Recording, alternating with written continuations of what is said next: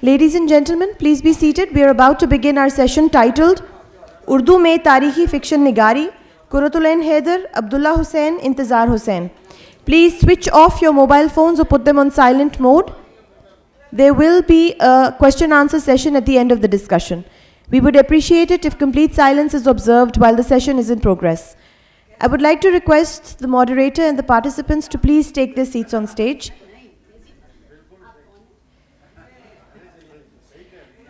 Najeeba Arif, who's the moderator for the session, Hamid Shahid Sahab, Arfa Sayyida Zahra, Irfan Ahmed Urfi Sahab and Nasir Abbas Nayyar Sahab. Please. Ji. Our moderator for this session is Najeeba Arif. She's a writer, poet and academic. She's authored 12 books and 50 research papers published in national and international journals. Currently, she is professor and chairperson of the Department of Urdu at the International Islamic University, Islamabad.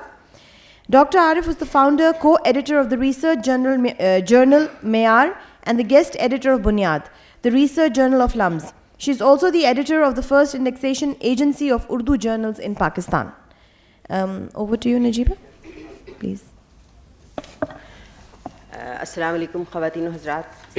سب سے پہلے تو میں آپ سے معذرت چاہتی ہوں کہ اپنے گلے کی انتہائی خرابی اور کھانسی کی وجہ سے آپ کو میری ناخوشگوار آواز اور کھانسی کبھی کبھی برداشت کرنی پڑے گی. یہ پروگرام یہ سیشن ایک بہت ہی دلچسپ موضوع پر مشتمل ہے، اور وہ ہے کہ اردو میں تاریخی اردو ناول اور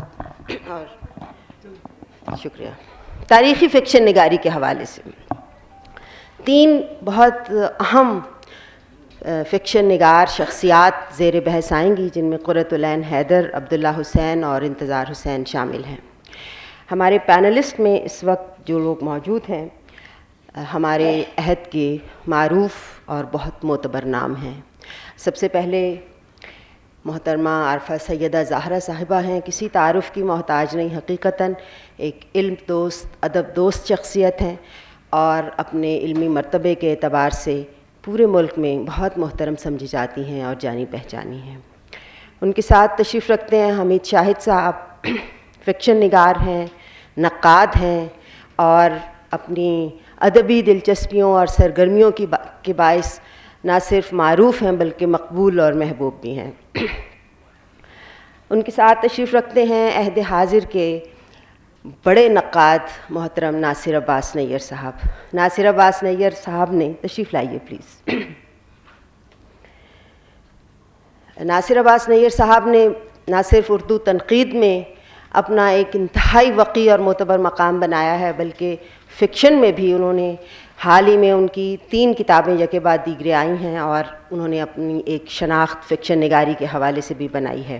اور خاص طور پر نوآبادیاتی موضوعات، ادب کے موضوعات پر اور جدید تھیری کے موضوعات پر ان کی تنقید اور ان کی تحریریں بہت شوق سے پڑھی جاتی ہیں. اور حقیقت یہ ہے کہ انہوں نے تنقید کو جس طرح قابل مطالعہ نثر میں پیش کیا ہے وہ انہی کا حصہ ہے.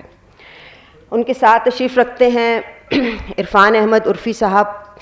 فکشن نگار ہیں اور ان کی افسانوں کی کتابیں، اس کے علاوہ ڈرامے لکھتے ہیں اور ان کے ڈرامے اور افسانے دونوں میں معاصر عہد کے اہم اور سلگتے ہوئے مسائل بہت خوبصورتی سے بیان کیے جاتے ہیں. خاص طور پر ان کا ایک ڈرامہ میں ہمیشہ اس کا حوالہ دیتی، افسانہ ریالٹی شو، جس میں انہوں نے اپنے عہد کے سیاسی اور سماجی جبر کو بہت خوبصورت انداز میں بیان کیا ہے. تو آپ دیکھ سکتے ہیں کہ یہ چاروں شخصیات ماشاءاللہ فکشن کے حوالے سے ایک معتبر نام اور حیثیت کی حامل ہیں. تو ہم اپنے آج کے اس سیشن کا آغاز محترمہ عارفہ سیدہ زہرا صاحبہ سے اس سوال سے کرتے ہیں، اور اس سوال سے پہلے میں ایک بات بھی کہنا چاہتی ہوں کہ انسانی ذہن کا یہ خاصہ ہے کہ وہ ثنویت زدہ ہے، بائنریز میں سوچتا ہے. کسی چیز کو پہچاننے کے لیے اس کے تضاد یا اس کے مخالف عنصر کو پہچانتا ہے. تو جس چیز کو ہم فکشن یعنی افسانہ کہتے ہیں، اس کو حقیقت یا فیکٹ کا متضاد یا اپوزٹ سمجھا جاتا ہے. تو کیا یہ سچ ہے کہ افسانہ حقیقت کا متضاد ہے؟ بہت شکریہ آپ کا، اور اس بات کا بھی شکریہ کہ بات مجھ سے شروع کی ہے تاکہ جو میں غلط کہوں دوسرے لوگ اس کی اصلاح کرتے چلے جائیں. اس لیے کہ آپ ایک سیٹ کر دیں گے گفتگو کا. آپ نے یہ بات شروع کی ہے کہ تاریخ جو کچھ کہتی ہے وہ سچ ہوتا ہے اور افسانہ جو کچھ کہتا ہے وہ سچ نہیں ہوتا ہے.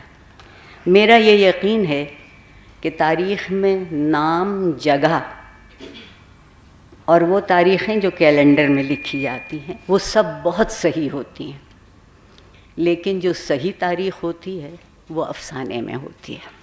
وہاں نام، جگہ، مہینے، دن غلط ہو سکتے ہیں، مگر جو کچھ انسان پر گزرتی ہے، جو اس کے دل پہ گزرتی ہے، جو اس کے احساس پہ گزرتی ہے، جو اس کی زندگی کے تجربے پہ گزرتی ہے، وہ تاریخ صرف افسانہ لکھتا ہے. آج تاریخ کے حوالے سے جو 3 نام آپ کے سامنے ہیں، ان میں ایک تو میرے خیال میں، اور لوگوں کو اس سے اختلاف کی بالکل اجازت ہے، میں کون سا حکومت میں ہوں کہ اختلاف سے روک لوں گی.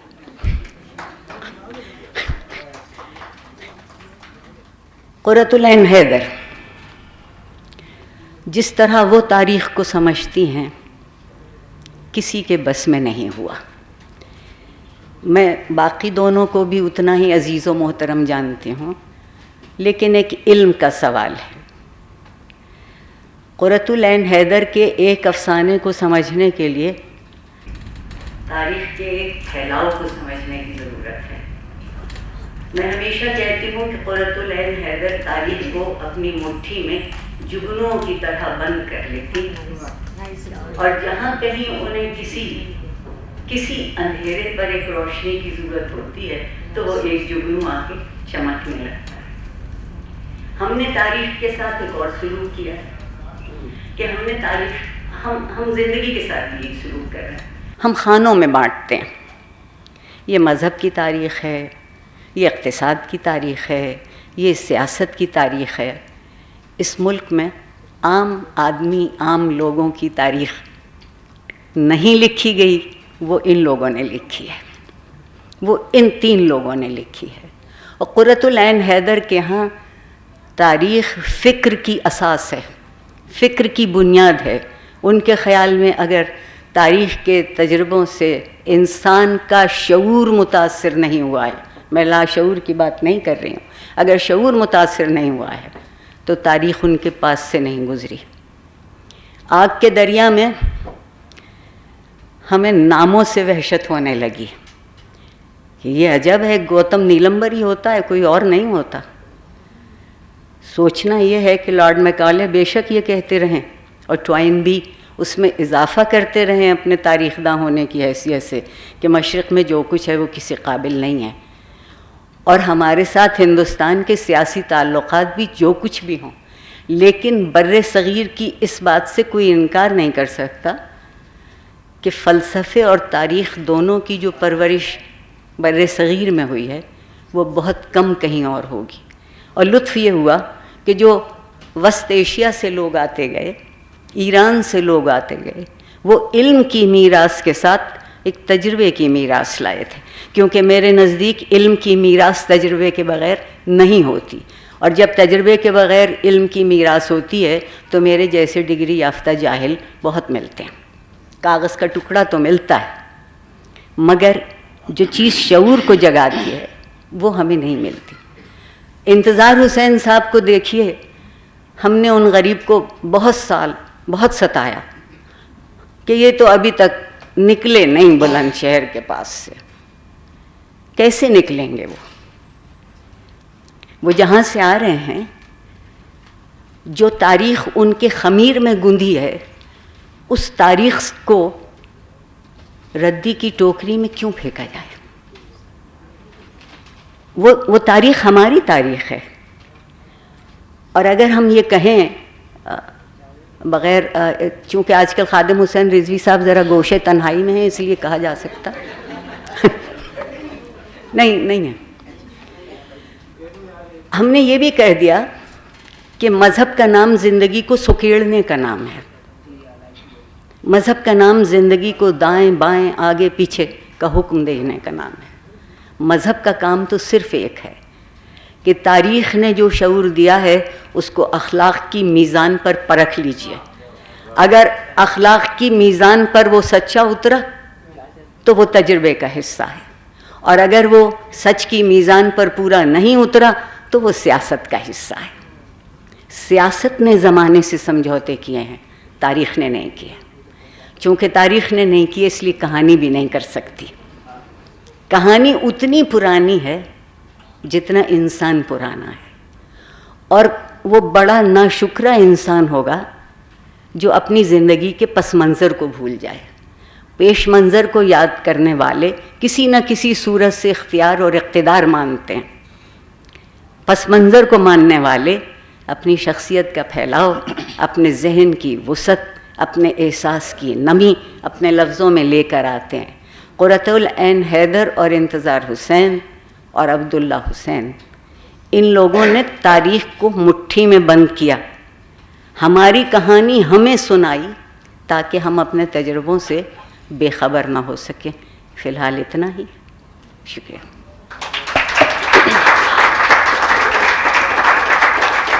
بہت شکریہ. حاضرین کرام، آپ نے دیکھا ہوگا کہ پہلے بات عارفہ آپا سے شروع کرنے کا کیا فائدہ ہوا کہ ایک طرح سے پورے سیشن کا خلاصہ انہوں نے پیش کر دیا، اور اس سیشن میں جو گفتگو ہونے والی ہے اس کو ایک رخ اور ایک ڈھنگ عطا کر دیا.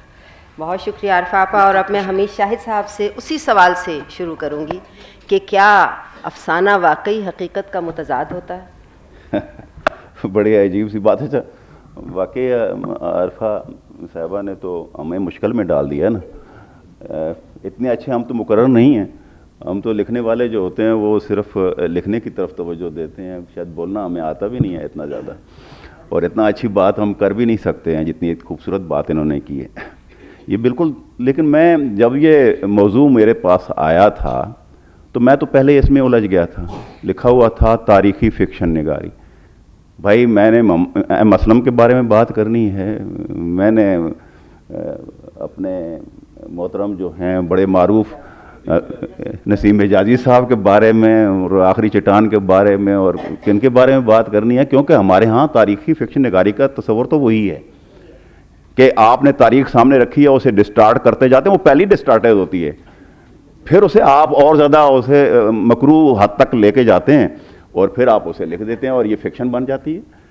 تو ایسا تو نہیں ہے.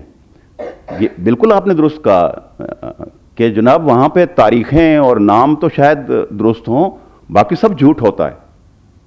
لیکن فکشن میں ایسے جھوٹ چل نہیں سکتا. فکشن میں آپ کو شاید نام اور یہ جگہیں آپ کو لگے کہ یہ مفروضہ ہیں، لیکن جو کچھ اس میں بیان ہوتا ہے وہ سچ ہوتا ہے، جھوٹ نہیں ہوتا. یہ جو تصور ہے کہ یہ فیکٹ کے مقابلے میں فکشن ہوتا ہے، یعنی یہ فیکٹس ہیں اور یہ فکشن جھوٹ ہوتا ہے، ایسا نہیں ہے. بلکہ یہ جو عمومی سچ ہے، عام زندگی کا سچ ہے، سامنے کا سچ ہے، اس سے بڑا جو سچ ہوتا ہے وہ فکشن ہے. یہ اسے تلاش کرتا ہے، اس کی جو ہماگیری ہے، اس کی ہماگیریت ہے، اس کو تلاش کرتا ہے فکشن. پھر اس کے بعد جا کے اسے کاغذ پہ منتقل ہوتا ہے. بڑے مزے کی اوران پامک نے ایک صفحے کی کہانی لکھی تھی. اس نے کہا جناب ایک شاہ آیا، اور چونکہ بادشاہ جو ہوتے تھے وہ مصور بھی ہوتے تھے اور اپنے آپ کو سمجھتے تھے چاہے ہوں یا نہ ہوں. تو وہ آیا اور اس نے جا کے لائبریری میں سب سے پہلا کام یہ کرایا کہ جو تاریخ نویس وہاں بیٹھے ہوئے تھے انہیں کہا کہ جناب جہاں پچھلے بادشاہ کا تصویر ہے، چہرہ ہے، وہاں میرا چہرہ بناتے جاؤ. تو مصور نے جناب پھر جلدیں اکھڑوا دیں کتابوں کی اور وہاں اس نے چہرے بنوانے شروع کر دی. پھر اس کے بعد یہ ہوا کہ اس نے جب چہرہ بنایا تو ایک نرمین نام کی ایک خاتون تھی. انہوں نے کہا جی یہ جو خاتون ہے اس پہ وہ دل دے بیٹھا. اس نے کہا کہ یہ میرے پاس ہونا چاہیے، اس کی جگہ پہ بھی ادھر چہرہ بناؤ. تو وہ خاتون آگے آ گئی. اس نے کہا جناب نہیں، میرے جو ساتھ بندہ بیٹھا ہوا اس کے ساتھ اس صفحے کو آپ نہیں چھیڑیں گے. تو اس نے کہا اچھا پھر ایسا ہے کہ میں تم سے محبت کرنا چاہتا ہوں، مجھے محبت دو. کہتے میں دے دوں گی محبت، لیکن میری ایک ہی شرط ہے کہ اس صفحے کو نہ چھیڑیں. تو انہوں نے اس صفحے کو نہیں چھیڑا، لیکن ساری رات وہ بے چین رہا، رات کو پھر اٹھا، چوروں کی طرح وہ لائبریری میں داخل ہوا، خود ہی جناب وہ اس نے برش وغیرہ اٹھایا اور بادشاہ کے چہرے پہ اپنا چہرہ بنایا. لیکن ہوا یہ کہ صبح ہوتے ہوتے وہاں پہ ایک اور بادشاہ کا حملہ ہوا تھا اور وہ آ گیا تھا، وہ چہرہ اس کا بن گیا تھا، اس کا اپنا نہیں بنا تھا. تو تاریخ تو ہم یوں لکھوا رہے ہیں. اب یہ دیکھیے پرابلم کیا ہوتا ہے، تاریخ کیسے لکھی جاتی ہے. یا تو یہ شاہ لکھوا رہے تھے، یہی جو آتے تھے، جو باہر سے آتے انہوں نے اپنے رکھے ہوئے ہیں، وہ لکھ رہے ہیں تاریخ. اور اب کون لکھوا رہا ہے؟ اب سورسز کیا ہیں تاریخ کے؟ آپ کا میڈیا ہے جو انتہائی گمراہ کیا جاتا ہے، باقاعدہ مہم چلائی جاتی ہیں، اسے ایک راستہ دیا جاتا ہے، اسے ایک بیانیہ دیا جاتا ہے، اس بیانیے کے اوپر مظلوم جو ہے وہ ظالم ہو جاتا ہے اور ظالم مظلوم ہو جاتا ہے. امن پسند جو انویڈرز ہوتے ہیں وہ یہاں پہ آ کے جو ہیں وہ آپ کے لیے مسلح ہو جاتے ہیں. تو آپ تاریخ کا تو یہ صورتحال ہے جو لکھی جا رہی ہے. تاریخ سب جھوٹ ہے. اب میں یہ سمجھتا ہوں کہ فکشن کا اس کے ساتھ اس طرح کا معاملہ نہیں ہوتا. فکشن اس کے ساتھ یہ کرتا ہے کہ اس کے سارے جھوٹ کو بے نقاب کرتا ہے. دیکھ لیجئے آپ، جب آپ ابھی بات کر رہی تھیں قرۃ العین حیدر کی، تو دیکھیے ان کے سارے ناول شروع والے وہ اودھ کی تہذیب کو سارے ڈیل کر رہے ہیں، اس کے انہدام کی بات کر رہے ہیں، اگرچہ وہ ایک خاص کلاس کے سچ کو وہ بیان کر رہے ہیں. لیکن ساتھ ہی ساتھ جب وہ آگے بڑھتی ہیں تو وہ جا کے پھر پورا ایک سفر طے کرتی ہیں اور اس کے اندر سے وہ سچ آپ کو برآمد کر کے لے آتی ہیں. عبداللہ حسین جا کے آگے سمندر ہے تک چلے جاتے ہیں، دن اور داستان سے آپ دیکھ لیں وہ چلے آتے ہیں. تو وہ دیکھیے ان کا سچ بالکل مختلف ہو جاتا ہے. آپ محسوس کرتے ہیں، آپ کی رگوں کے اندر خون جمنے لگتا ہے، یا آپ کہتے ہیں کہ یہ سچ کو آپ پڑھتے ہیں.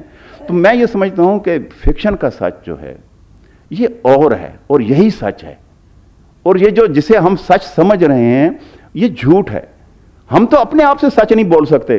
میں بیوی کے سامنے ہوں گا تو میرا چہرہ اور ہوگا، میں اپنے باپ کے سامنے ہوں گا تو میرا چہرہ اور ہوگا، میں اپنے محلے والوں کے سامنے ہوں گا میرا چہرہ اور ہو جاتا ہے. ہم تو اپنے آپ کے ساتھ سچ نہیں بول سکتے. ہم تاریخ کا سچ کیسے صحیح لکھ سکتے ہیں؟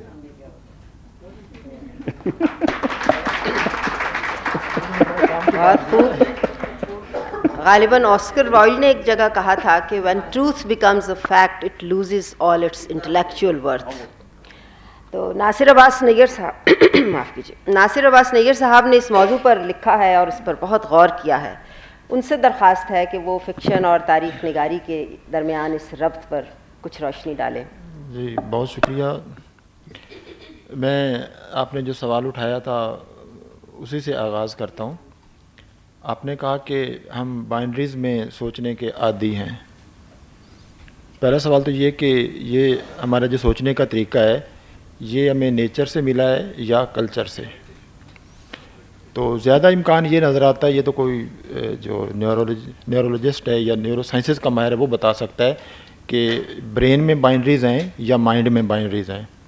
لیکن ہم جب ادب کے طالب علم اور تاریخ کے معمولی سے طالب علم کے طور پر دیکھتے ہیں تو جو بائنڈریز ہوتی ہیں وہ زیادہ تر کلچر کی پیداوار ہیں. تو بائنڈریز سے صرف فرق نہیں پیدا ہوتا بلکہ ایک ہائرارکی پیدا ہوتی ہے. جب آپ کہتے ہیں کہ مثلا ایک ہی بائنڈری جو زیر بحث ہے فکشن اور فیکٹ کی، تو آپ صرف یہ نہیں کر رہے کہ ایک جو فیکٹ ہے وہ سچائی کو پیش کرتا ہے اور جو فکشن ہے وہ جھوٹ کو پیش کرتا ہے. تو آپ اس بائنڈری میں دیکھیے کہ یہ بتائے گا کہ جو سچ ہے یہ بڑی چیز ہے اور جو جھوٹ ہے وہ چھوٹی چیز ہے. ان میں ایک ہائرارکی ہے، یہ دونوں ویلیو لوڈڈ ہیں.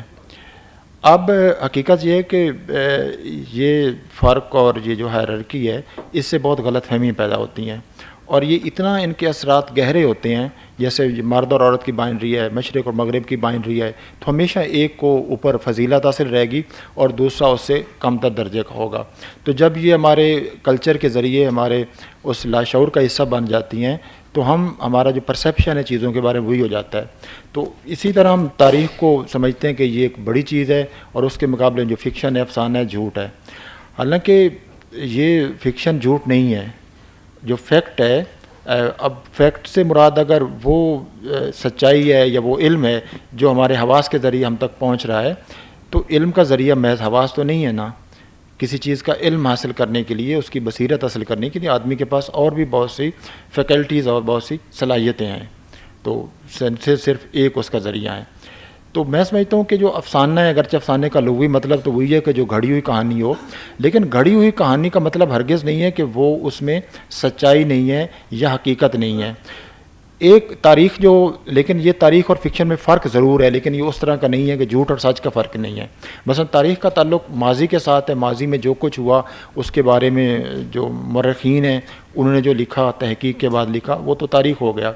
لیکن جو فکشن ہوتا ہے اس میں نہ صرف تاریخ آتی ہے بلکہ جو معاصر عہد ہے وہ بھی آتا ہے. لیکن فکشن میں ایک جرت اور اس میں امکانات زیادہ ہوتے ہیں. تاریخ میں امکانات کی کمی ہوتی ہے. تاریخ میں آپ اس عہد میں ہونے والے واقعات وہاں تک محدود رہتے ہیں. لیکن جو فکشن ہے اس میں آپ کے پاس زیادہ امکانات ہوتے ہیں. آپ جو کردار بظاہر گھڑتے ہیں، لیکن وہ کردار گھڑتے ہوئے آپ جو ریئلٹی ہے، خواہ اس کی جڑیں ماضی میں ہوں یا آپ کے حال میں ہوں، اس کے ساتھ اس کا تعلق قائم رہتا ہے. تو لہٰذا وہ سچائی کو انٹروگیٹ کر سکتی ہے. جو تاریخ ہے وہ مجبور ہے کہ جو واقعات ہوئے ہیں صرف ان کی درست طریقے سے، مستند طریقے سے بیان کرنے تک محدود رہے. لیکن جو فکشن ہوتا ہے وہ جن چیزوں کو سچائی کے طور پر پیش کیا جاتا ہے ان کو معرض استفسار میں لا سکتی ہے. ان کی جو معنویت ہے، ان کی گہرائی، ان کو لے سکتی ہے.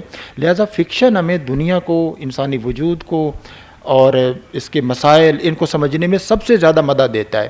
تو بعض لوگوں نے کہا ہے کہ جو فکشن ہوتا ہے وہ تاریخ سے آگے کی چیز ہے. یعنی ایک تاریخ جس کو مورخین لکھتے ہیں اور ایک وہ تاریخ جس کو فکشن لکھتا ہے، جس کو الٹرنیٹ ہسٹری یا ایک متبادل تاریخ کہتے ہیں. تو متبادل یعنی جو چیزیں آپ کی عام تاریخوں میں مسنگ ہوتی ہیں، رہ جاتی ہیں، جگہ نہیں پا سکتی، وہ آپ کے فکشن میں آ جاتی ہیں. تو ایک طرح سے اس کو ایک متبادل تاریخ بن کر اس تاریخ کو آگے بڑھاتا ہے، ہمارے اس علم کو، ہماری بصیرت کو، زندگی کے بارے میں، زندگی کے تضادات کے بارے میں.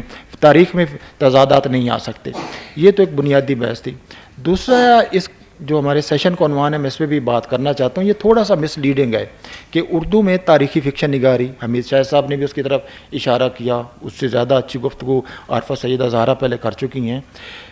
تو اس میں ایک یہ گمراہ کن بات یہ ہے کہ اوپر لکھا ہوا تاریخی فکشن نگاری، اور بالکل ٹھیک آگے تاریخی فکشن نگاری تو عبدالدین شرر نے یا نسیم حجازی نے یا ایم اسلم اور اس طرح کے لوگوں نے کی. اس کی بھی اس پہ ہم کوئی ججمنٹ نہیں دیتے، ٹھیک ہے، اس کو پڑھنے والے ہیں لوگ، ہوگا.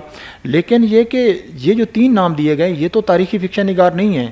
ان کے فکشن میں تاریخ ضرور موجود ہے، ان کے پس منظر میں تاریخ ہے، اور وہ ایک طرح کی نہیں ہے. مثلا عبداللہ حسین جو ہیں ان کے یہاں زیادہ تر آپ کو سیاسی تاریخ ملے گی. قرۃ حیدر اور انتظار حسین کے یہاں آپ کو تہذیبی تاریخ زیادہ ملے گی. اور دونوں کے تہذیب کے تصورات بھی الگ ہیں. جو انتظار صاحب تھے ان کے نزدیک جو تہذیب کا تصور تھا وہ بہت زیادہ وسیع تھا. وہ پہلے انہوں نے صرف ہندوستان کی تاریخ، پھر اس کے ساتھ جو پیچھے جو آریائی ہندوستان تھا اس کی تاریخ، پھر مسلم تاریخ، پھر سامی مذاہب کی تاریخ، کربلا کا اس میں ایک بہت اہم عنصر آیا. تو ان کا تاریخ اور تہذیب کا جو تصور اس کو ہم کہہ سکتے ہیں وہ تہذیبی تاریخ، اور جس میں ایک پلوریلٹی تھی وہ زیادہ تھی، وہ انتظار صاحب پیش کرتے رہے. لیکن جو قرۃ حیدر ہیں ان کی بھی ہاں تہذیبی تاریخ ہے، لیکن ان کی ڈائمنشن دوسری ہیں. ان میں ایک فلسفیانہ عنصر آ جاتا تھا اور اس سے ان کے فکشن کی عظمت بھی ایک قائم ہوتی ہے. تو یہ تینوں کے ہاں تاریخ ہے، اور تاریخ الگ الگ ان تصورات کے ساتھ ہے. لیکن جو تاریخی فکشن ان کو کہنا، مجھے یہ لگتا ہے کہ یہ ایک ان تینوں کے ساتھ ایک ناانصافی ہوگی.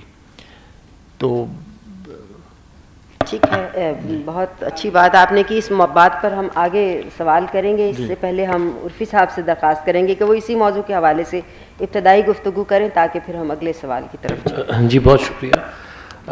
میں سمجھتا ہوں کہ کوئی بھی جو پیس آف آرٹ ہے، کوئی بھی فن پارہ ہے، اس کا جو خالق ہے وہ اس کی ذمہ داری نہیں ہوتی کہ وہ ڈاکومنٹ کر رہا ہو کسی تاریخ کو. وہ بہت کنٹمپریری اور اپنے عہد کی گواہی دے رہا ہوتا ہے بنیادی طور پہ. آپ دیکھیں کہ یہ تینوں جو نام ہیں، قرۃ العین حیدر اور عبداللہ حسین اور انتظار حسین، آج بھی اتنے وہ ریلیونٹ ہیں، اتنے کنٹمپریری ہیں. بالکل آج کے بھی جو موضوعات ہیں، جیسے کشمیر کا ایشو ہے، ایکسٹریمزم ہے، فرقہ واریت ہے، اپنی جڑوں سے اکھڑ جانا، روٹ لیسنس، آئیڈینٹی کرائسس، یہ سارے موضوعات جو ہیں وہ آپ ہمارے آج کے شاعر کشور آپا بھی جو نظم لکھ رہی ہیں، عارفہ سیدہ جو بات کر رہی ہیں، میں سمجھتا ہوں ہر جملے جو لکھا ہوا جو کہا اس کی اپنی ایک بیبلوگرافی ہے. تو وہ تو آپ کا لاشعوری طور پر ایک تاریخ آپ کے ساتھ ہوتی ہے جب آپ لکھ رہے ہیں, کوئی پینٹنگ کر رہے ہیں, کوئی مجسمہ بنا رہے ہیں, کوئی رقص کا ٹکڑا کوریوگراف کر رہے ہیں, تو وہ تاریخ اپنے ساتھ ہوتی ہے آرٹسٹ کے لیے. تو میں نہیں سمجھتا کہ انہوں نے کوئی تاریخ ڈاکومنٹ کرنے کے لیے ایک شعوری کوشش کی تھی. وہ تو اپنے عہد کی بات کر رہے تھے جو آنے والے وقت کو بھی کور کر رہا ہے. اور انہوں نے جو نفسیاتی اور انسانی سطح پر جو نفسیاتی اثرات تھے, جو یقیناً یہ تاریخی واقعات جو تھے تقسیم کے, ایون یہ بنگلہ دیش کا بن جانا اور 65 کی جنگ, ان سب کے ہمیں اس میں حوالے نظر آتے ہیں ان تینوں بڑے رائٹرز کے کام میں. تو ہم ان کو واقعی تاریخی افسانہ نگاری کے زمرے میں یا اس کلاسیفیکیشن میں نہیں ڈال سکتے. بات تھوڑی سی کہنا چاہوں گا عرفان عرفی صاحب نے جو کہی. سوال یہ بھی ہے کہ ان تینوں کے ہاں جو تاریخ آئی ہے اس کا سبب کیا ہے, کیونکہ فکشن جو ہے دنیا کا جو بڑا فکشن ہے اس کی لازمی نہیں ہے کہ اس میں یہ تاریخ آنی چاہیے. وہ تو انسانی جو ہستی ہے, انسانی بینگ ہے, اس کے زیادہ پیش کرتا ہے. تو آخر کیا وجہ ہے کہ پاکستان بننے کے بعد ہمارے جو بڑے لکھنے والے ہیں, جن میں یہ تین بلا شبہ شامل ہے, تارڑ صاحب ہیں, ان کا ناول خاص طور پر جو بہاؤ ہے, پھر اس کے بعد راکھ, بہاؤ میں خاص طور پر وہ پرانی تاریخ کو. تو کیا وجہ تھی کہ ہمارے یہاں آزادی کے بعد جو تاریخ تھی وہ تقریباً ہر بڑے لکھنے والے کے یہاں آئی ہے؟ وہ کون سا کرائسس تھا؟ وہ کیا وہ ڈسپلیسمنٹ تھی, یا کیا وہ اتنے بڑے واقعات ہوئے تھے کہ وہ مجبور تھے کہ وہ کسی ایک شخص کی کہانی لکھنے کی بجائے پیچھے تاریخ کی طرف جائیں؟ تھوڑا سا انہوں نے اشارہ کیا کہ کیا یہ کوئی آئیڈینٹی کرائسس تھا. تو اس آئیڈینٹی کرائسس جب بھی ہو تو آپ ماضی کی طرف جائیں گے. آئیڈینٹی کی ہمیشہ جڑیں ماضی میں ہوں گی. یہ آگے پھر وہ ایک پولیٹیکل بھی بن جاتا ہے کہ آپ آئیڈینٹی کرائسس کو حل کرنے کے لیے تاریخ کا کون سا تصور سامنے رکھتے ہیں. اچھی بحث ہو رہی ہے. میں اس بارے میں ایک دو سوال پیش کرنا چاہتی ہوں. پہلی بات تو یہ ہے کہ جب ہم کہتے ہیں کہ فکشن میں حقیقی تاریخ سے بہتر تاریخ لکھی جاتی ہے, اور سبھی پینلسٹ نے اس بات پر اتفاق کیا ہے, تو کیا ہم اس بات کو بھی مد نظر رکھتے ہیں کہ فکشن لکھنے والا جب فکشن لکھ رہا ہوتا ہے تو وہ حقائق کو اپنے ذاتی نقطہ نظر سے, ایک خاص زاویہ نظر سے دیکھ رہا ہوتا ہے.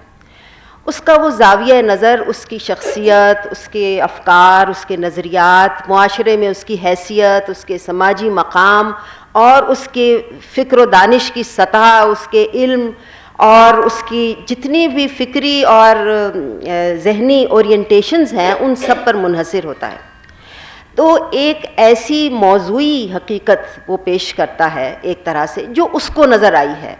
فکشن کی خوبی ہی یہ سمجھی جاتی ہے کہ فکشن میں تخلیق کار اپنے اندر کی کسی تصویر کو پیش کر دیتا ہے. وہ تصویر جو اس نے دیکھی ہے اس کی آنکھ پر مرتسم ہوئی ہے. تو ایک موضوعیت جو فکشن میں ہوتی ہے, کیا یہ اس کو تاریخ بننے سے باز رکھتی ہے یا اس میں کچھ اضافہ کرتی ہے؟ اس بارے میں آپ سے درخواست ہے, کچھ فرمائیں. بہت شکریہ. جب طالب علموں سے کوئی سوال پوچھا جاتا ہے تو وہ عام طور پر سوال سے پہلے اپنا جواب لکھتے ہیں. میں بھی وہ جواب لکھنے کی کوشش کرتی ہوں. پہلی بات تو یہ کہ اس مجلس, اس نشست کا جو موضوع ہے وہ ان لوگوں نے لکھا ہے جو انگریزی میں سوچتے ہیں,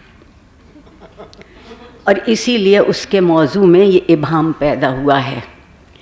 اور یہ ہمیشہ ہوتا ہے کہ جب ہم ایک پیر اردو میں رکھتے ہیں اور دوسری جست انگریزی میں ہوتی ہے تو نہ انگریزی کا مفہوم ادا کر پاتے ہیں اور نہ اردو کا مفہوم ادا. اگر اس کو صرف یہ لکھ دیتے کہ افسانہ اور تاریخ, قرۃ العین حیدر, عبداللہ حسین, انتظار حسین, تو بات سمجھ میں آتی تھی کہ 3 افسانہ نگاروں کو ہم نے چنا ہے کہ شاید وہ نمائندہ ہیں اس کو سمجھنے کے لیے.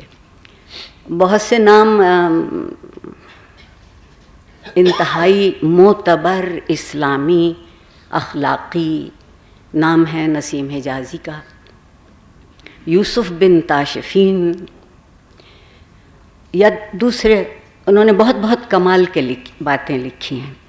اس کی ایک وجہ یہ ہے کہ جب کبھی ہم خود کو بہت اپنے اندر سے کمزور اور چھوٹا محسوس کرتے ہیں تو ہیرو تلاش بھی کرتے ہیں اور ہیرو تراشتے بھی ہیں. اور جب ہمیں فوری طور پر کوئی چوٹ لگتی ہے تو ہم سیدھے ڈاکٹر کے پاس نہیں پہنچتے، روئی پانی میں بھگو کے زخم پہ رکھنے کی کوشش کرتے ہیں جو علاج نہیں ہوتا. نسیم حجازی نے بھی روئی آنسوؤں میں ڈبوئی اور سب زخموں پہ رکھنے کی کوشش کرتے ہیں. نہیں رلاؤ نہیں. آپ کی ایک بات اور یہ کہ کوئی یہ ایک ذرا سی جرات کروں گی کہ افسانے کا مطلب جھوٹ نہیں ہے. یہ لفظ فسوں سے آیا اور اس کا معنی جادو ہے. جب سچ کی کڑوی گولی نہ نگلی جائے تو پھر ہم کہتے ہیں کہ دیکھ بچہ کیا دیکھتا، اور وہ عامل و معمول کی سی کہانی بنتی ہے اور ہم وہ گولی کھانے کو راضی ہو جاتے ہیں. تیسری بات یہ ہے کہ تاریخ کیوں سچی ہے اور کہانی کیوں سچی ہے. آپ نے دیکھا کہ ہمارے یہاں ہم تاریخ کو مسخ کرتے ہیں، اتنا مسخ کرتے ہیں کہ تاریخ ختم ہو جاتی ہے اور ہماری اپنے تکبر کی تمنائیں باقی رہ جاتی ہیں. پنجاب ٹیکسٹ بورڈ کی 7ویں جماعت کی پاکستان اسٹڈیز کا پہلا جملہ ہے اور تاریخ وہاں شروع بھی ہوئی اور تاریخ اسی جملے میں ختم بھی ہو گئی. میں آپ کی توجہ کے لیے دہرانا چاہوں گی. عیار مکار ہندو نے چالاک ہوشیار انگریز کے ساتھ مل کر معصوم مسلمانوں پر بڑا ظلم کیا. اب اس کے بعد کچھ لکھنے کی ضرورت نہیں، کچھ کہنے کی ضرورت نہیں ہے. ہم تاریخ کم لکھتے ہیں، یہ جملہ ہے. ہم تاریخ کم لکھتے ہیں، ہم فیصلہ کرتے ہیں. اور تاریخ ایک کام بہت اچھا کرتی ہے، کبھی فیصلہ نہیں کرتی ہے. وہ ایک بہاؤ ہوتا ہے، وہ آپ کے سامنے رکھ دیتی ہے. ایک اور بھی لطف کی بات ہے کہ پہلی کہانی تو لکھ دی تھی فرعون اول کے وقت میں. ایک بادشاہ تھا، کہانی صرف اتنی ہے، 3 فقرے ہیں. ایک بادشاہ تھا، ایک ملکہ تھی، ایک غلام تھا. ساری کشمکش شروع ہو گئی. کہانی میں تاریخ کو ثبوت کے طور پہ نہیں پیش کرتے، کہانی میں تاریخ کو عمل کے طور پر پیش کرتے ہیں. اور کوئی انسانی عمل ایسا نہیں ہوتا، کوئی تجربہ ایسا نہیں ہوتا جو انسان کے احساس کو نہ چھوئے.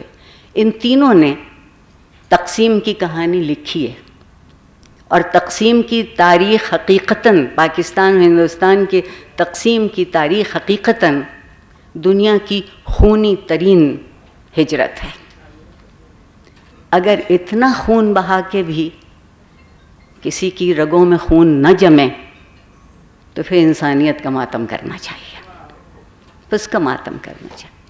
دوسرا سوال یہ ہے کہ دونوں، یہ ضروری نہیں ہے کہ صرف افسانہ پڑھیے تاریخ مت پڑھیے گا، اور تاریخ پڑھیے تو افسانہ مت پڑھیے گا. نہیں، دونوں پڑھ لیجیے. افسانے بھی بڑے بڑے جھوٹے ہم نے لکھے، افسانوں سے زیادہ ہم نے اپنی سوانح عمریاں اتنی جھوٹی لکھی ہیں. وہ جو حقیقت ہے ہماری، آپ جس کسی کی کہانی سوانح اٹھا کے دیکھیے، فرشتے سے تو کم ہوں گے نہیں. تو فرشتے کو چونکہ ایک جسم اور چہرہ نہیں ملا تو وہ خوبصورت ترین چہرہ، موزوں ترین جسم اپنے لیے چنتے ہیں، کبھی کمتر بات نہیں کرتے. ہم تاریخ سے اس لیے گھبراتے ہیں کہ تاریخ ہمیں انسان جانتی ہے. ہم غلطی بھی کر سکتے ہیں، ہم اچھائی بھی کر سکتے ہیں، ہمارے اندر سیاہی بھی ہے اور روشنی بھی. افسانہ یہ کام کرتا ہے کہ اس اندھیرے اجالے کے کھیل سے میرے اور آپ کے احساس کی کہانیاں لکھتا ہے. کس کو کروں؟ جی آ جاتے ہیں. قرۃ العین حیدر کے لیے ہم نے عصمت چغتائی کا ایک جملہ یاد کر لیا ہے کہ کانوینٹ میں پڑھی لکھی لڑکی. کوئی حرج نہیں. عصمت چغتائی کے لیے قرۃ العین حیدر نے بھی کہہ دیا کہ افسانے کی لیڈی چنگیز خان, تو اس میں بھی کوئی حرج نہیں.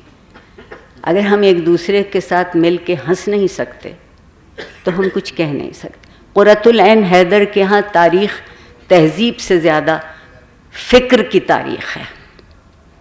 وہ فکر اس لیے کہ کوئی تہذیب نہیں ہوتی جب تک اس میں فکر کا عنصر شامل نہیں ہوتا, اور وہ انسان کے احساس کو فکر کے نشتر سے جگانا چاہتی ہیں. جو نشتر نہیں ہے, میں لفظ نشتر استعمال کر رہی ہوں, ان کے ہاں نہیں ہے. ان کے ہاں بعض, آپ دیکھیے ان کا ایک ناول ہے چاندنی بیگم, میں جتنی دفعہ پڑھتی ہوں اس کے نئے معنی کھل کے سامنے آتے ہیں. وہ ایک پوری ذہنی فکری تاریخ کی آپ کو بتاتی ہے. انتظار حسین کے یہاں تاریخ, انتظار حسین صاحب نے مجھ سے ایک دفعہ بہت اچھی بات کی.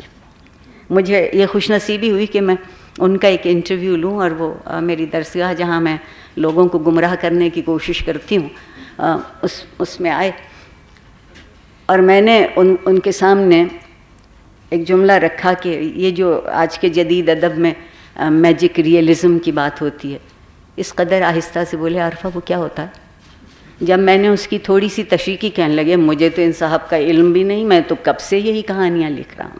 اب بتائیے کہ ان کے یہاں تاریخ جادو کیسے ہو گئی, اور وہ تاریخ جو حقیقت ہے اس کی وجہ یہ ہے ہم عام طور پر چیزیں جیسی ہوتی ہیں انہیں ویسا دیکھنے کے عادی نہیں ہیں, تو ہم انہیں کوئی نہ کوئی کسی نہ کسی طرح اس کو ملفوف کرتے ہیں, ملبوس کرتے ہیں, سامنے لاتے ہیں. جو بہت اخلاقی تاریخی افسانہ لکھ رہے ہیں ان کا ہیرو ہمیشہ تلوار چوم کے گھوڑے پہ چڑھتا ہے, شکست کبھی اس نے دیکھی نہیں, پسپائیت اس کو معلوم نہیں, جدھر جاتا ہے کشتوں کے پشتے لگتے چلے جاتے ہیں. اور تاریخ کہتی ہے نہیں ایسا نہیں ہوا, وہاں دوسرے بھی کھڑے تھے, انہوں نے مزاحمت بھی کی, اپنا دفاع بھی کیا. عبداللہ حسین صاحب کے یہاں دیکھیے, عبداللہ حسین تینوں کے درمیان کی ایک عجب کڑی ہیں. انتظار حسین صاحب کے ہاں جو ایک ہم سمجھتے ہیں کہ جو آدمی اپنی یادداشت کے لیے لکھ رہا ہے وہ صرف رو رہا ہے. یادداشت رلاتی نہیں ہے, جگاتی ہے, اور اگر اس جاگنے میں آنسو آنکھ میں آ جائیں تو کیا حرج ہے, کیا حرج ہے. تو حمید شاہد صاحب کی طرف ہم بڑھتے ہیں. یہ ویسے یہ کوئی باری باری کرنے کی بات نہیں ہے, آپ جیسے چاہیں اس میں گفتگو میں شامل ہو جائیں, جو بھی اس میں شامل ہونا چاہتا ہے, ورنہ تو اس اجازت کا شکریہ. میں تو سمجھ رہی تھی کہ میں شاید اپنا انٹرویو دینے آئی ہوں. آپ کی گفتگو سے بالکل ایسا نہیں لگا. جی بالکل, آپ نے مزے کی باتیں آپ کر رہی تھیں, اور مجھے وہاں سے یہاں آپ کی طرف سے بات آتی ہے تو مجھے سمجھ نہیں آتی مجھے کہاں سے بات شروع کرنی چاہیے. دیکھیے, قرۃ العین حیدر نے جتنے بھی ناول لکھے ہیں تقسیم کے بعد لکھے, ایک بات ذہن میں رہی. اور جو پہلا ناول ان کا 1948 میں آیا, میرے بھی صنم خانے, اس کے آغاز میں وہ اقبال کی ایک ربائی سے وہ یہ لکھ رہی ہیں, تراشیدم پرستیدم شکستم, اور ساتھ ہی انیس کا یہ شعر بھی درج ہے, انیس دم بھر کا بھروسہ نہیں, ٹھہر جاؤ چراغ لے کے کہاں سامنے ہوا کے چلے. یہ ہے بنیادی مسئلہ قرۃ العین حیدر کا, اور یہ ہے ہمارا قومی وجود کا مسئلہ پورا, جسے آپ کہہ رہے ہیں انسانی وجود کا مسئلہ بھی ہے اپنی جگہ پہ. ایک بناتے ہیں ہم بڑا سا بت بناتے ہیں, اس کی پرستش کرتے ہیں, اسے توڑ دیتے ہیں. یہ جو سارا پروسیس گزر رہا ہے آپ دیکھیے, یہی آپ کو ان کے ناولوں میں پوری ایک لہر کی صورت میں آپ کو نظر آتا ہے. وہ پوری تاریخ کو کھنگالتی ہیں, پیچھے تہذیب کو دیکھتی ہیں, اور تہذیبی عمل کو تاریخی عمل کے ساتھ جوڑ کے دیکھ رہی ہیں. اب دیکھ دیجئے دوسرا ان کا سفینہ غم آیا 1952 میں, 4 سال بعد سفینہ غم دل. یہاں بھی آپ کو موضوع کی تکرار ملے گی. 1942 سے لے کر 1948 تک کا زمانہ اس ناول کے اندر آ رہا ہے, اور اس عرصے میں آپ دیکھ رہے ہیں کہ وہی ان کی بے قراری جو ہے, کرداروں کے چہرے گم ہو جاتے ہیں, کردار گم ہو جاتے ہیں, تقسیم ہند تک وہ صورتحال وہ آتی جاتی. آگ کا دریا پہ آپ چلے جائیں, یہ تقریباً دوسرے ناول کے 7 سال بعد ان کا یہ ناول آتا ہے, اور اس میں ہندوستان کی 2500 سالہ تاریخ جو ہے اس کو وہ اس کے اندر لے کے آتی ہیں. وقت کو انہوں نے ایک آگ کے دریا کی صورت میں آپ کے سامنے دکھا دیا ہے, اور بتایا ہے کہ انسان جو ہے اپنی تمام تر علمیت, اپنی تمام تر صلاحیت, اپنے تمام تر تخلیقی وجود کے باوجود بھی اس آگ کے دریا کے اندر مسم ہوتا جا رہا ہے, بہتا جا رہا ہے. تو یہ جو صورتحال ہے یہ بنیادی طور پہ تاریخ میں اس طرح بیان ہی نہیں ہو سکتی تھی جس طرح قرۃ العین حیدر بیان کر رہی ہیں.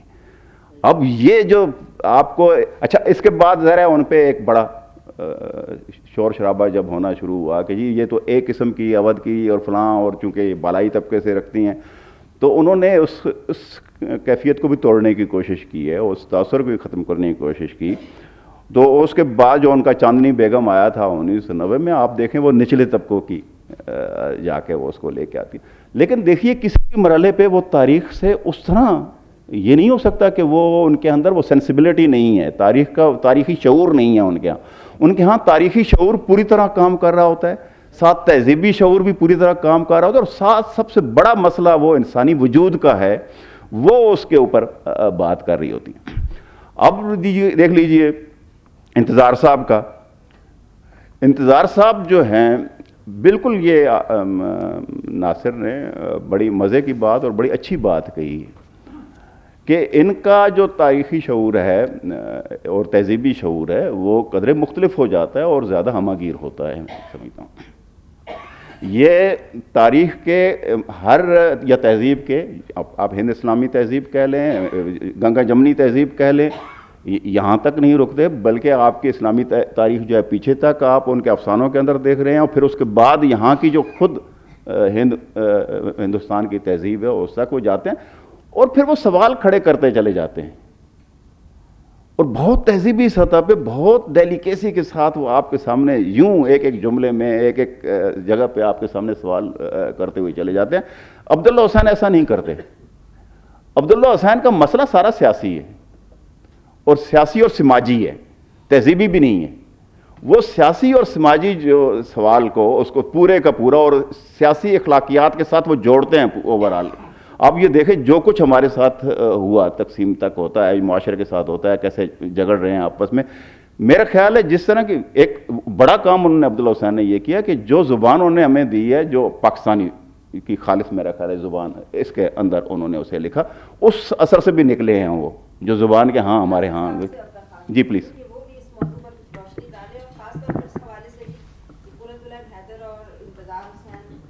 انتظار حسین اور قرۃ العین حیدر دونوں کے اوپر نوسٹیلجیا کا الزام لگتا رہا ہے, تو اس حوالے سے بھی کچھ بات کیجیے. جی شکریہ.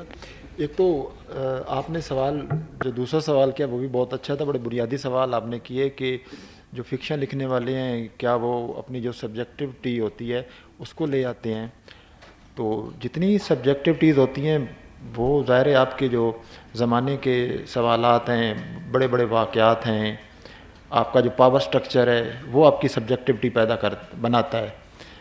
تو وہ سب سے بڑے جو واقعات ہوئے تھے وہ تو اس کلونیل ہسٹری میں ہوئے نا, کہ آپ پہلے اور طرح کی زندگی بسر کر رہے تھے, بعد میں تقسیم ہو گئے.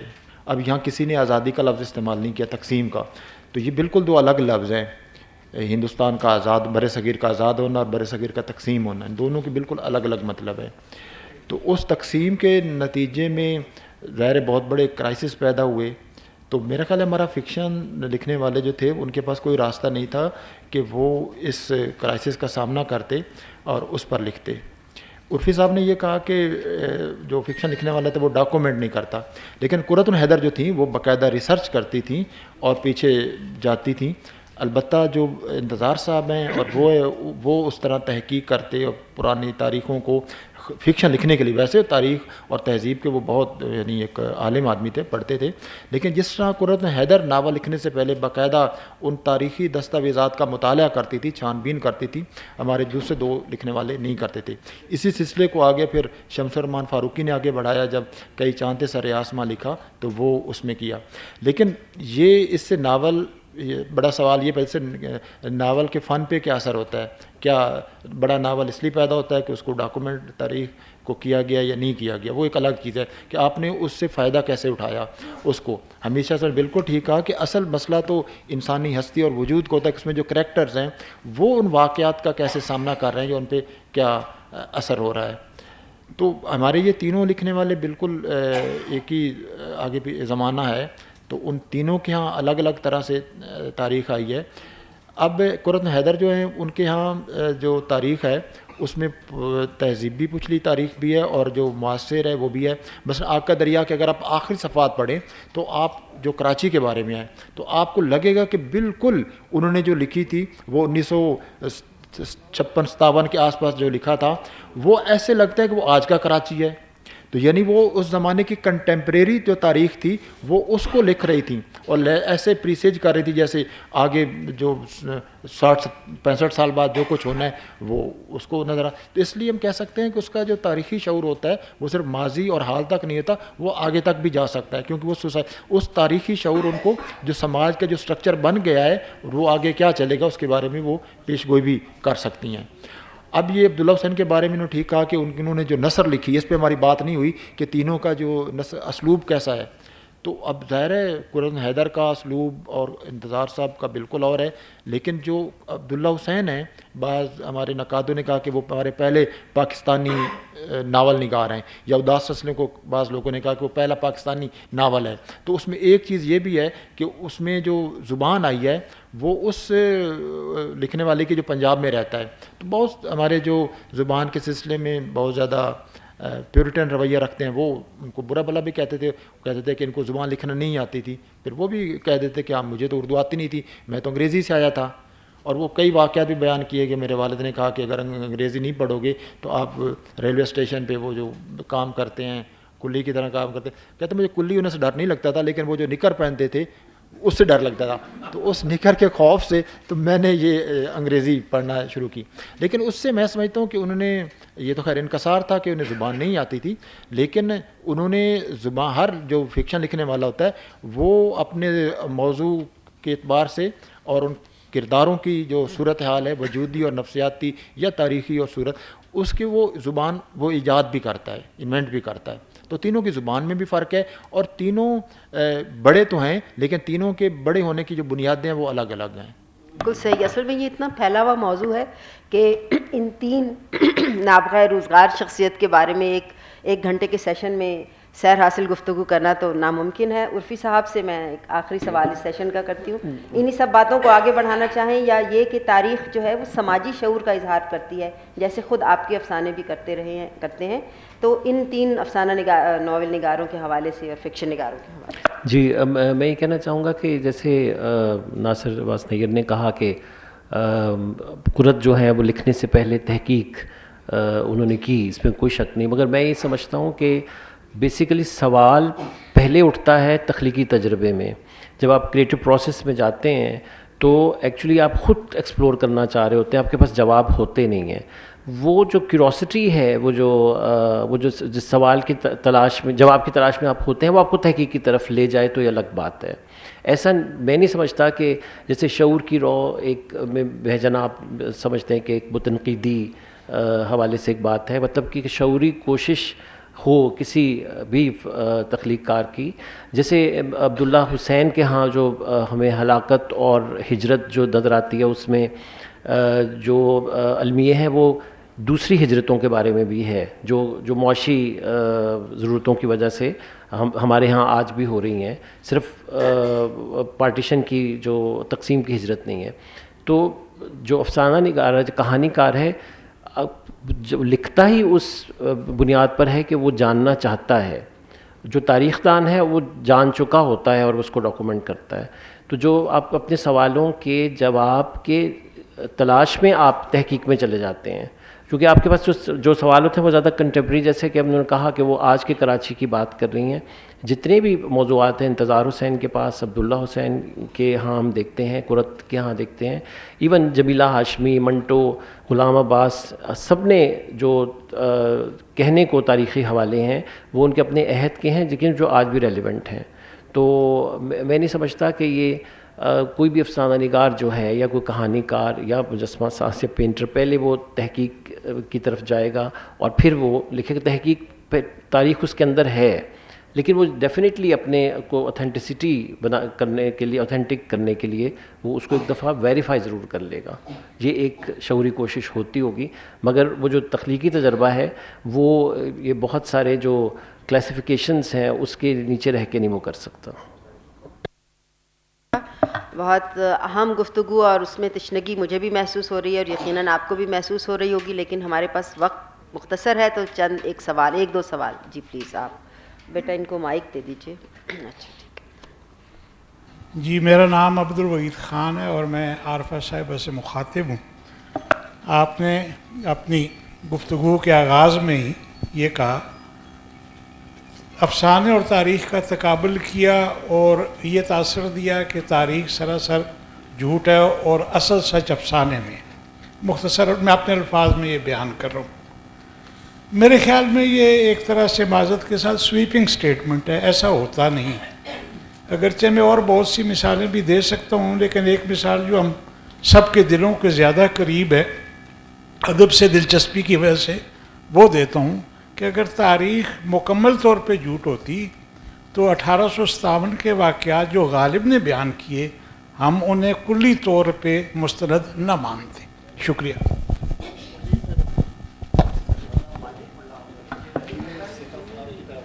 نہیں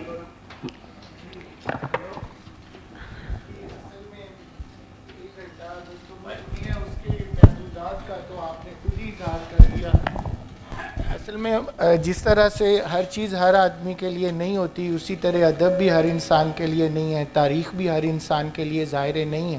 اور تاریخ میں ایک بات ہوتی ہے کہ نہ اس کے بھولے بنا گزارا ہوتا ہے، نہ اسے یاد کیے بنا گزارا ہوتا ہے. اور یہاں پہ جو بھی باتیں ہوئیں، اب میں کیا نام لوں، اصل میں جو جھوٹ ہوتا ہے نا، تاریخ میں تو اس کا امکان ہو سکتا ہے، فکشن میں اس کا ہو نہیں سکتا. کیونکہ خیال کی دنیا جو ہے وہ حقیقی دنیا سے بہت بڑی دنیا ہے. حقیقی دنیا کا سب سے بڑا المیہ یہ ہے کہ اس کی تعین قدر کے لیے کوئی اور دنیا لائی نہیں جا سکتی، کیونکہ یہ ایک ہی ہے. جبکہ خیال میں بے شمار دنیایں ہیں. اور یہاں پہ میں نے بڑے اکابرین سے جھوٹ کا لفظ بار بار سنا. ادب میں جھوٹ کا لفظ ہوتا ہی کوئی نہیں ہے، شاید جھوٹ ہوتا ہی کوئی نہیں ہے. شاید ہمارے چھوٹے چھوٹے سچ ہوتے ہیں جو زیادہ بول کے ہم انہیں جھوٹ کر دیتے.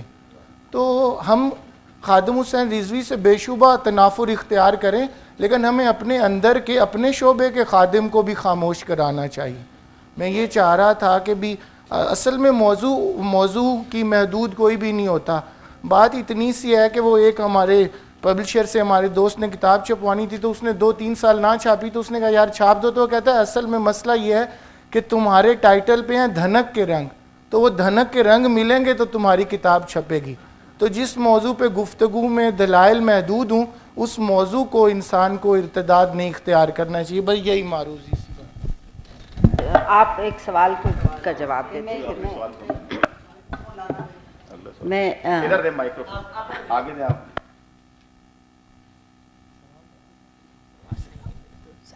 مجھے اپنے چاروں پینلسٹ سے بہت عقیدت کے ساتھ معذرت. بیچارے انتظار حسین اور بیچارے عبداللہ حسین اور بیچاری قرۃ العین آپا تینوں ماری گئیں تاریخ کی بحث میں. اور اس تاریخ کی بحث میں آپ نے سب کانٹیننٹ میں اور خاص طور سے اس 72-73 سال میں جو کچھ ہم لوگوں کے ساتھ ہوا اور جو کچھ لکھا گیا تاریخ اس میں بھی ہے، وہ آپ کو یاد ہی نہیں آ رہی. آپ 150 سال پیچھے کھڑے تینوں کے تینوں. واپس آؤ، بستی سے لے کے آپ آگے سمندر تک. انتظار حسین کیا صرف تاریخ لکھ رہا ہے؟ وہ تاریخ کا تجزیہ بھی کر رہا ہے. اور اتنی مصیبت کی کہانیاں پھر آپ عبداللہ حسین کی وہ کہانیاں بھول رہے ہیں جو اس نے یہاں سے ہجرت کرنے والوں کے، لندن میں رہنے والوں کی کہانیاں لکھی، نشیب لکھا اور یہ سب چیزیں لکھی. تو آپ لوگ، انہوں نے غلط موضوع دے دیا، مان لیا، پر آپ غلط موضوع کے اوپر بحث کیے جا رہے ہیں اور وہ بیچارے تینوں مارے جا رہے ہیں. اصل میں یہ ذکر ان تینوں ہی کا ہے. یہ جو موضوع تھا اس میں اتنی الجھنیں تھیں کہ اسے میرا خیال ہے سلجھاتے ہمارا وقت ختم ہو گیا.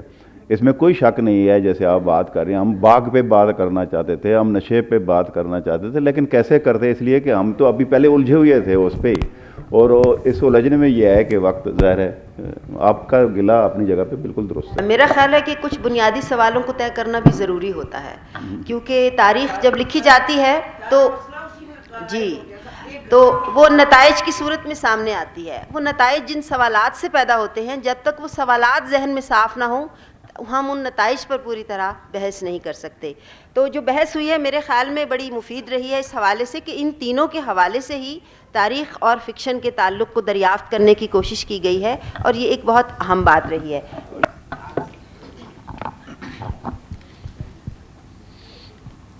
دو سوال کہوں یا دو اعتراض کہوں یا دو انتہا سے زیادہ صحیح تنقید کی بات کروں. سوال مجھ سے پوچھا گیا تھا کہ کیا افسانے اور تاریخ میں جو تضاد ہے وہ جھوٹ اور سچ کا ہے، تو یقیناً میرے جواب کو اس کے گرد ہونا چاہیے تھا. دوسری بات یہ ہے کہ ہم افسانے کو سچ نہ جانیں تو ایک الگ بات ہے، اور ہم تاریخ میں اس ساری پسند اور ناپسند کی، ترجیحات کی ملاوٹ کا اثر نہ دیکھیں تو اس سے بڑے ظلم کی بات ہے. جنہوں نے کہا تھا کہ نا پاکستان، جنہوں نے کہا تھا کافر اعظم، منزل انہیں ملی جو شریک سفر نہ تھے. آج وہی سب سے بڑے دعوے دار ہیں اس تاریخ کو محفوظ کر لینے کے. دوسری بات یہ ہے کہ بہت اچھا سوال ہے میری بہت عزیز دوست کشور کا کہ ہم نے ساری باتیں کی، ہمیں بات ہی ان کے افسانے میں تاریخ سے کرنی تھی، اور وہ تاریخ چاہے تقسیم سے پہلے کی ہے یا انسان سے بھی پہلے کی ہے، اور وہ تاریخ بھی جو سمندر تک بھی پہنچتی ہے، جو بستی تک بھی پہنچتی ہے. لیکن سوال جو بنیادی اٹھ رہا ہے وہ یہ تھا جس بنیادی سوال پر بات ہوئی، اور ہم ایک مشاہدے، تجربے اور تحریر کے جو آپس کا رشتہ ہے اس کی بات طے کرنے کے لیے کی. ہم لوگوں نے یہاں ان تینوں کا نام اس لیے لیا ہے کہ انہوں نے تاریخ کے ساتھ انصاف کیا یا بے انصافی کی. آپ نے بہت اچھا کیا کہ مجھے یاد دلایا کہ میرے اندر بھی ایک خادم ہے، بلکہ مخدوم ہے.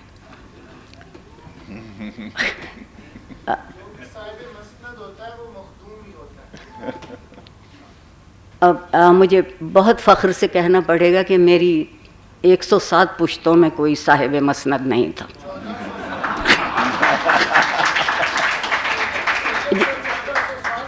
میں ایک گزارش کرنا چاہوں گی کہ آپ مجھ سے جب کبھی بات کرنا چاہیں تو ہم پنجابی میں کہتے ہیں باہر مل لیجئے گا.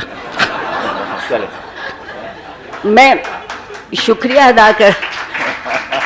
ادا کرنا چاہتی ہوں آپ سب کا کہ آپ نے یہ باتیں سوچیں، مگر میں اس بات پر قائم ہوں. کروسے نے کہا تھا کوئی چیز ماضی نہیں ہوتی، سارا زمانہ ایک مسلسل جاری حال ہے، اور جو حال جاری ہوتا ہے اس میں ہم انتخاب کر کے لکھتے ہیں. قرۃ العین حیدر کا فکری پہلو ہے.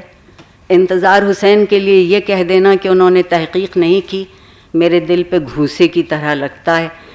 قدیم کلاسیکی ادب اور جو روایات ہیں اور جو مت ہے اور جو پورا مذہب کی تہ در تہ اس معاشرے میں موجود ہے، جتنی اچھی نظر، جتنی اچھی تحقیق انتظار صاحب کی تھی کسی دوسرے کی ہو نہیں سکتی. ہم اپنے طور پر بہت خوش ہو جاتے ہیں کہ ہم اپنے عہد کے نمائندے ہیں. اگر انسان صرف ایک عہد کا نمائندہ ہے تو وہ انسان نہیں ہے، زندہ ضرور ہے. شکریہ. بہت شکریہ. اس کے ساتھ ہی خواتین و حضرات اس سیشن کا وقت ختم ہوا ہے. قرۃ العین انتظار حسین اور عبداللہ حسین ایسی شخصیات ہیں جن کو یہاں دریافت کرنے کی ضرورت نہیں ہے بلکہ ان کا نام بطور مثال لیا جاتا ہے اس موضوع کو سمجھنے کے لیے. بہت شکریہ. بہت بہت شکریہ.